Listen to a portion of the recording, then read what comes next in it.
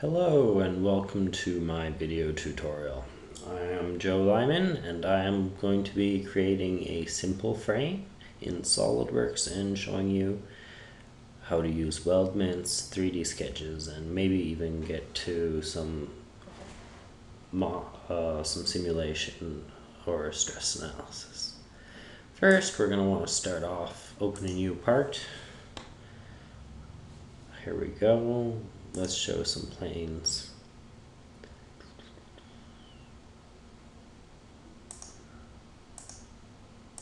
There we go, we got some planes. To make a 3D sketch, you want to start here, go over to 3D, and let's start. For this frame, I want to make from the top down. See this little red arrow? It shows you which directions you'll be sketching in. If you move it up like this, it switches. So that's nice, and I can make a nice square rectangle. It's a good starting frame. I hotkeeyed X to be my dimension button, so if you're wondering how I got to that so quickly, that's how. For this first one, let's make it a good 36 inches by... What's a good width that I'm thinking about? 24. This is kind of small, but you'll see what I'm going to be making shortly enough. Next, I hot linked the line to my L, so I click the L button there, and I can draw in more of the frame. If I go back here, you can see it's going back here, drag it. Yeah, maybe not. See how it's not quite online anymore? To make it, I have a couple options. I can either link this to be along X, Y, or Z axis. It highlights on the left hand side of the screen along Z, so that's probably the closest one. You can also check it down here. Z is this direction. So we want that. Another option would have been to hit Control and select both of these lines and make them either collinear or parallel. So this rear section, I want to dimension, let's make it another 12 inches. Now see how it's still blue? It's because it can still rotate. It hasn't been defined relative to any axis really, so if I pull this you can see, oh, we don't want that. So I'm going to simply do what I did for the other one, make it along the Z, and whammo, nice flat black frame. The black lets me know that it's fully defined and that nothing will move if I try to pull on it. Now for the front, let's move this out. Here, here, here. I want this to be along Z as well. Let's make it somewhat symmetric, and 12 inches. Now, what frame wouldn't be good without a couple triangles, hey? So let's just free sketch here.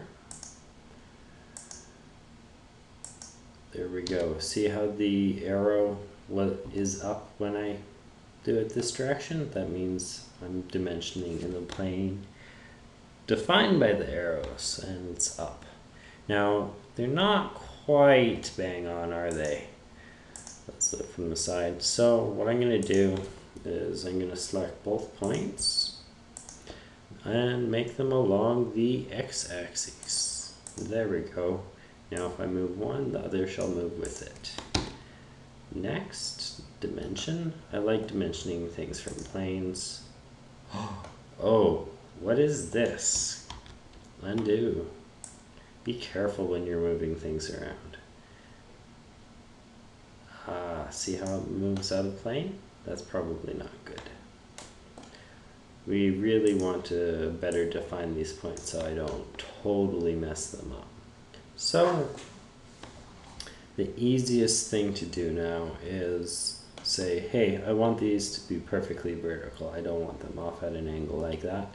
I could either say, let's make these symmetric to this plane here using this tool right here to make symmetric, and then dimension the distance apart.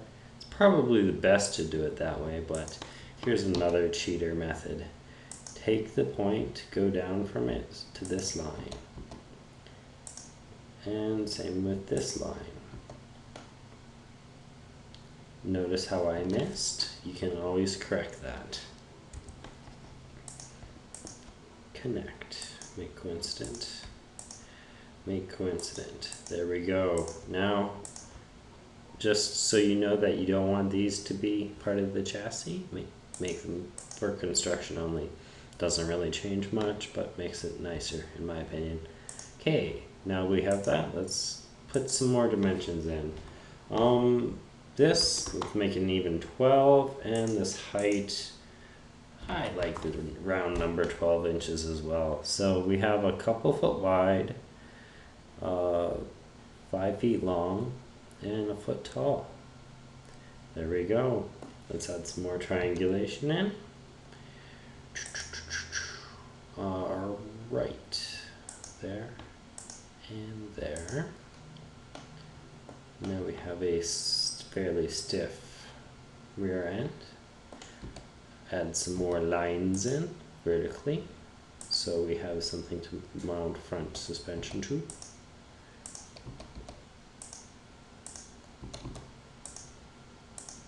Now, the trick I like to do with these ones is I want these all to be the same length, so let's make them equal. Now, if I dimension one, they'll all get dimensioned. 6 inches will work good here. Now, it's easy enough to connect all of these.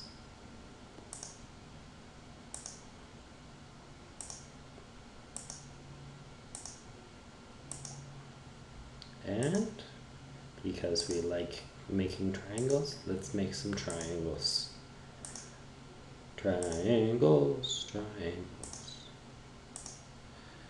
Lots of triangles. Okay. And for good measure, let's go here. And here. And here. And here. Alright, we got a nice little box frame going. Now let's add some more in the back.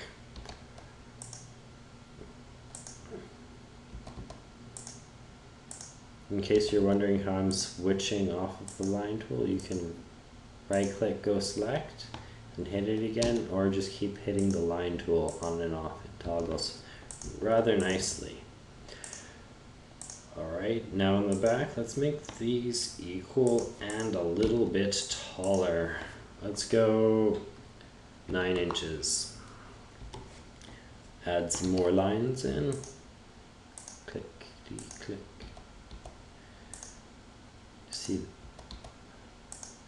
if I make a mistake, it's easy enough to press escape, select it, and go delete. Or I guess faster yet would be I make a mistake, hit line, it's still selected, then delete.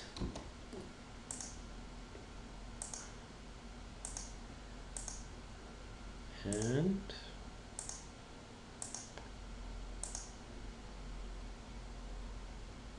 over defining the sketch, that's fun. I guess it deleted that reference. Now let's add more triangles in.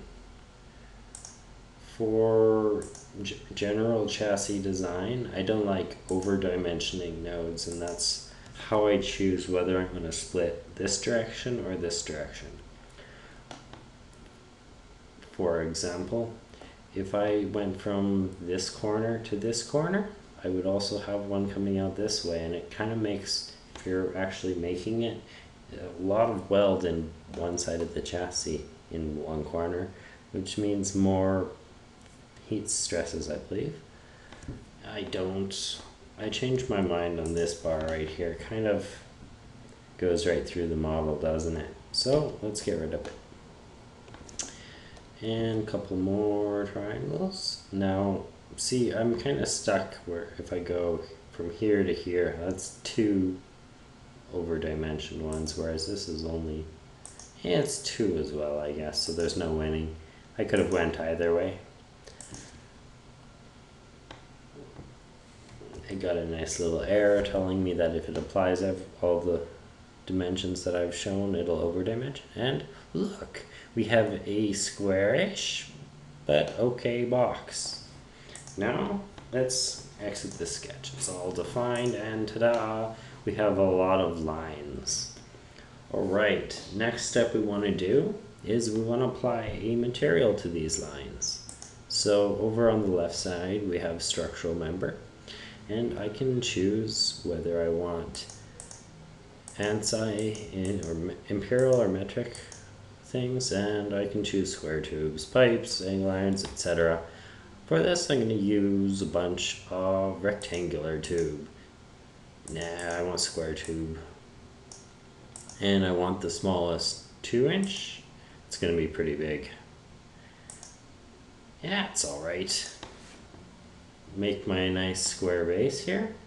Now, one of the issues that I don't like about structural members in SolidWorks is that if you click on two lines next to each other, it forms a corner, and I think there's a way to select how, yeah, click to specify how you want them merged together, and you can do that all nicely and whatnot, but I'm a bit lazy and I like to have my corner treatments separate.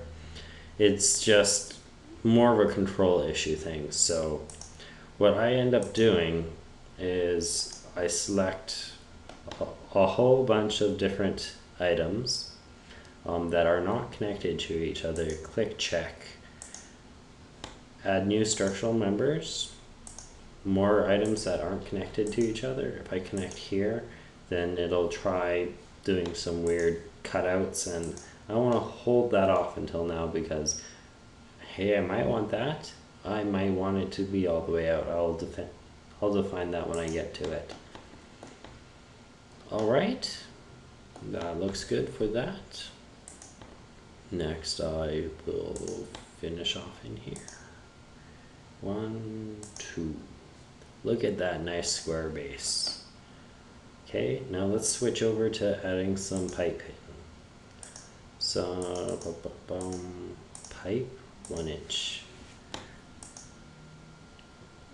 Add in members that don't touch.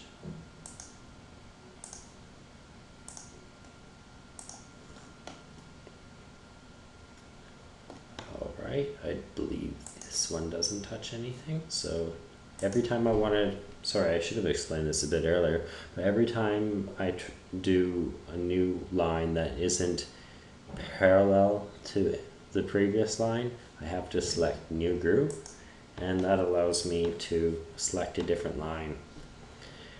If you're new to this and haven't done this before, that's a hurdle that can be a little annoying and confusing to get over. Alright, let's select some more lines, and some of these base ones aren't connected to anything I used. New group, new group.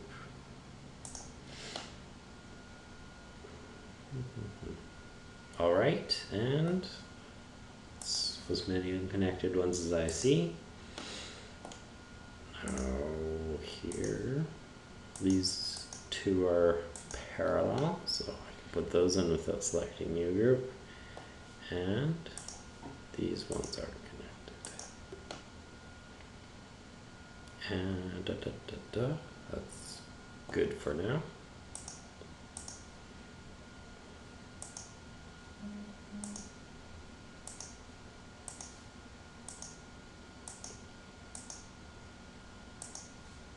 Oops. New group. New group. New group. It's looking better.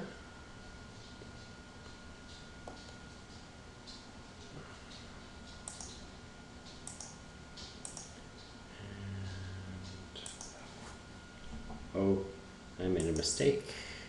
That one is touching. All right. Again, filling out these lines.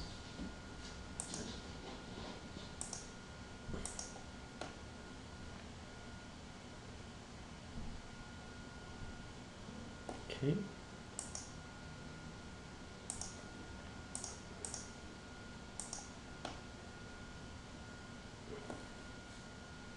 New group.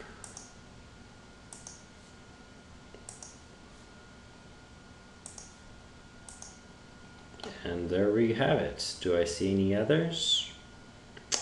I do not. I think that's everything. Okay.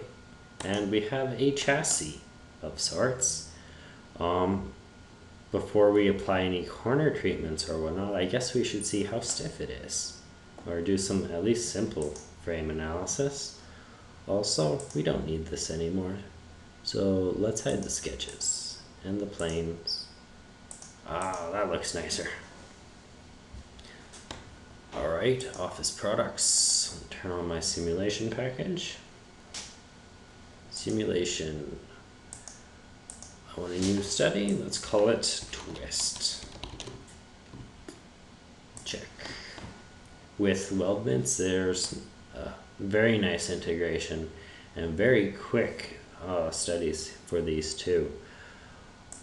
Let's add some fixed geometry. For this, I'm going to secure these back 4 points. And I'm going to apply my loads, forces. I like my English units. I want them at nodes, not any geometry. And I'm going to apply in, I do need my sketch again, in this direction. Along the edge, and I'm going to go a force of, let's say, 1,000 foot-pounds. And we are going to apply them to this point, and this point, and this point, and this point. Now, that's fine and dandy. But we also want a counter torquing force on this point, this point, this point, and this point. What direction? We want up and down. Again, inch/pound/second, 1,000. See how these little arrows are pointing down? We want them up. Check. And ta-da, we have a loaded model. Let's mesh and run this. Create mesh. Nice and simple, super fast. Run. Oh, of course, the material. Let's apply that.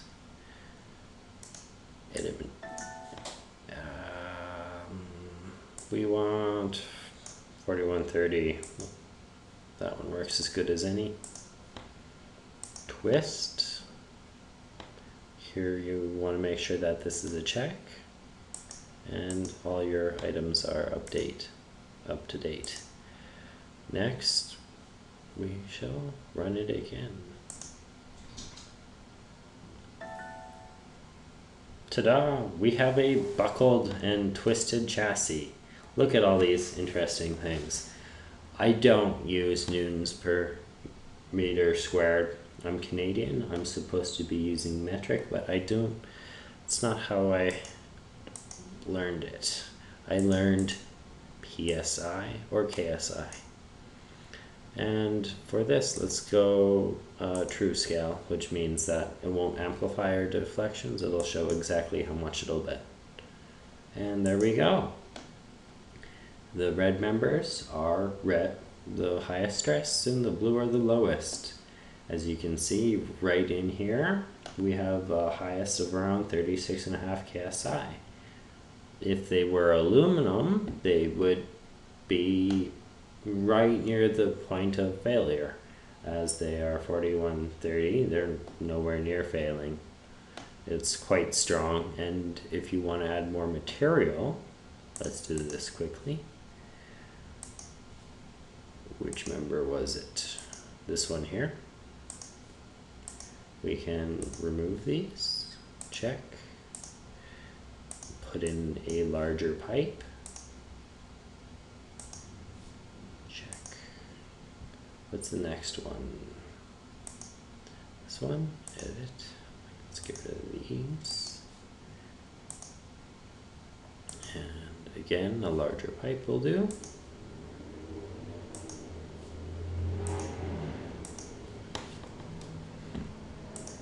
Alright, now we have to update this. Edit joints will allow you to recalculate all your joints, which you need to do since you put in new members.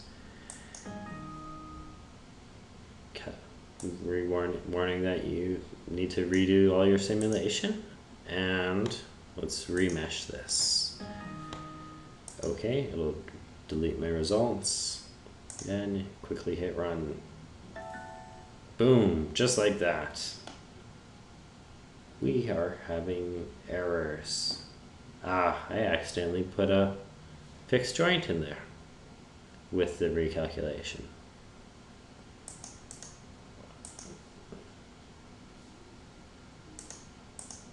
Let's just redefine this.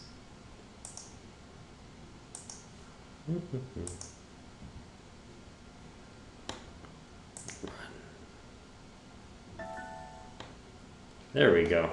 Much better load stress through here now. We have 28.5 KSI. A lot better maximum stress, and as you can see, it's located in a number of different areas. At this point, I would adjust my geometry to make it stronger if I want, or if I'm happy with it, start removing material in places that doesn't need as much strength. And that is it. I hope you enjoyed this presentation, and hopefully you can put what you learned today to some good use. This is Joe Lyman, and I'll talk to you next time.